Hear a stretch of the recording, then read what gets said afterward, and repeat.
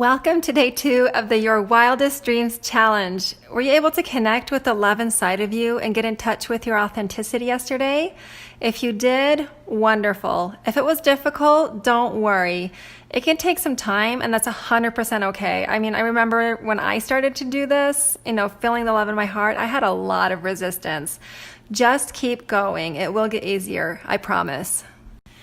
Today we're going to talk about how to harness the power of your imagination to define your dreams. Einstein said, "Imagination is more important than knowledge.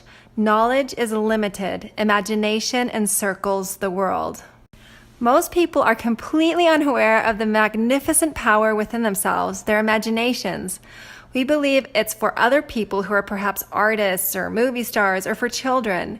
We don't see the value in it and sometimes even discount it as childish or a waste of time. I read somewhere that the greatest gift you were ever given was your imagination, and I would have to say that I agree. In the realm of your imagination rests the greatest creative and manifestation power you will ever know.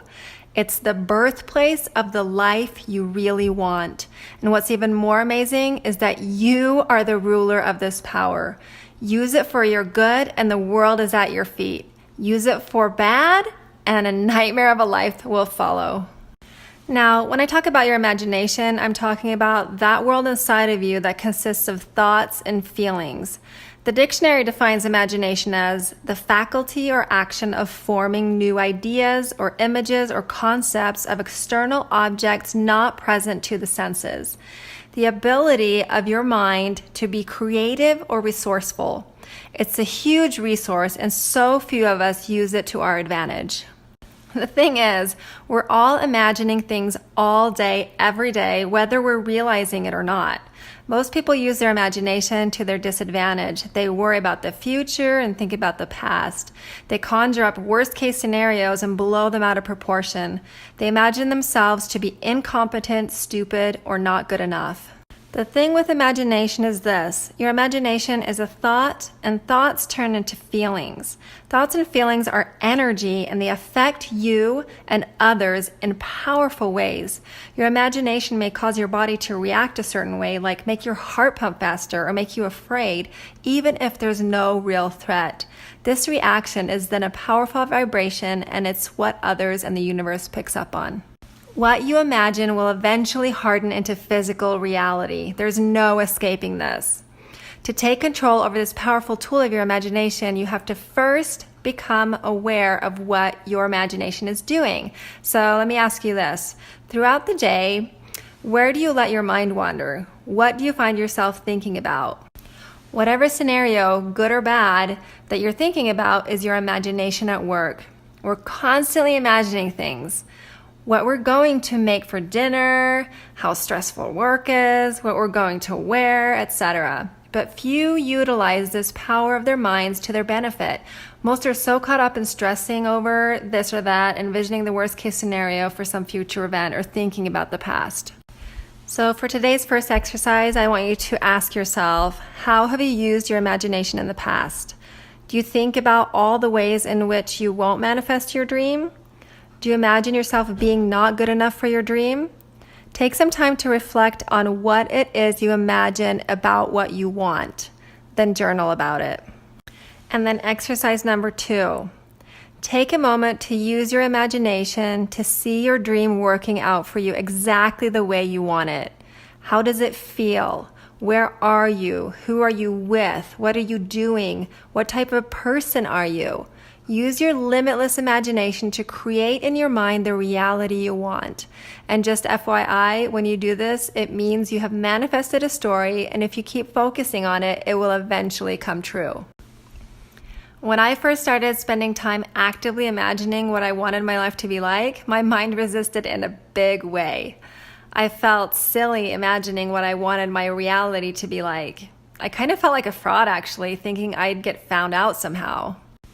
My mind would say things like, who am I to make up stuff that isn't real? What if what I imagine doesn't ever happen?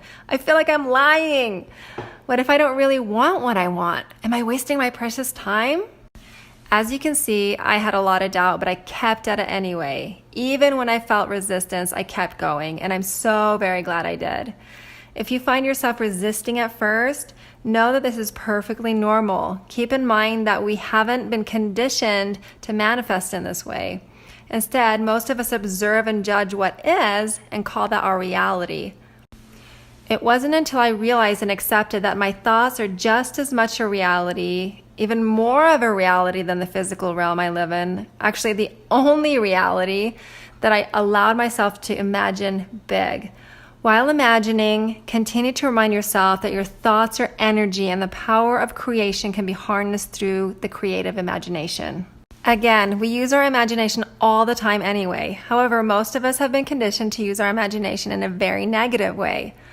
We fear so many things that never even happen.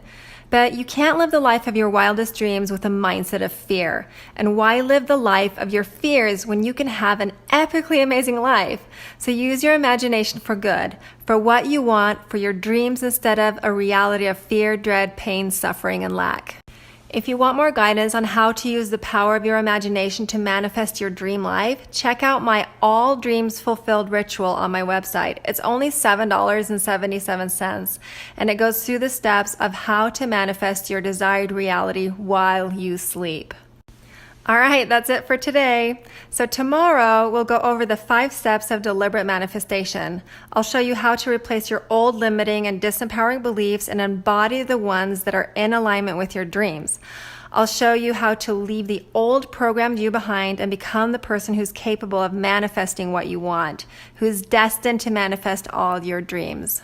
It's a specific process, but once you see it, it will all make sense and you'll be able to create the life you want.